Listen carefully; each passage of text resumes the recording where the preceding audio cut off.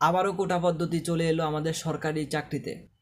প্রথম ও দ্বিতীয় শ্রেণীর সরকারি চাকরিতে মুক্তিযোদ্ধা কোটা পদ্ধতি বাতিলের সিদ্ধান্ত অবৈধ ঘোষণা করে হাইকোর্টের রায় বহাল রেখেছেন আপিল বিভাগ। প্রধান বিচারপতি ওবায়দুল হাসানের নেতৃত্বে আপিল বেঞ্চ আজ বৃহস্পতিবার চেম্বার আদালতে রায় বহাল রাখেন, ফলে হাইকোর্টের রায় বহাল রইল।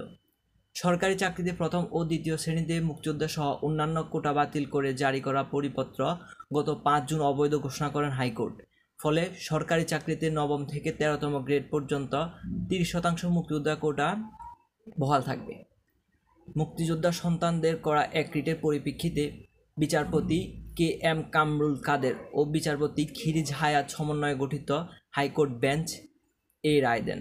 এই রায়ের পর থেকেই সামাজিক যোগাযোগ মাধ্যমে বিভিন্ন আলোচনা সমালোচনা হয়। এছাড়া ঢাকা বিশ্ববিদ্যালয় সহ একাধিক স্থানে বিক্ষোভ ও প্রতিবাদ হয়। এই রায় স্থগিত চেয়ে আপিল বিভাগ আপিল করেন রাষ্ট্রপক্ষ। 2018 সালে 4 অক্টোবর প্রথম ও দ্বিতীয় শ্রেণীর সরকারি চাকরিতে পদে সরাসরি নিয়োগ বিদ্যমান কোটা পদ্ধতি তুলে দিয়ে মন্ত্রিসভার সিদ্ধান্ত বাস্তবায়নের পরিপত্র জারি করে জনপ্রশাসন মন্ত্রণালয়। কোটা বাতিলে মন্ত্রিসভার সিদ্ধান্তের একদিন পর জনপ্রশাসন মন্ত্রণালয় এই পরিপত্র জারি করে। কোর্টের রায়ের পর থেকে উত্তাল বাংলাদেশের ছাত্র সমাজ। আন্দোলনে বিক্ষোভে ফেটে পড়ছে সারা বাংলাদেশে এই প্রভাব পড়েছে। রাজধানী ঢাকা সহ দেশের বিভিন্ন অঞ্চলে এর প্রভাব পড়েছে। বিভিন্ন জায়গায় সড়ক অবরোধ এবং ট্রেন চলাচল বিঘ্ন ঘটিয়ে শিক্ষার্থীরা আন্দোলন করে চলেছে। কোটা সম্পর্কে আপনার মতামত কি জানিয়ে দিন আমাদের কমেন্ট করে।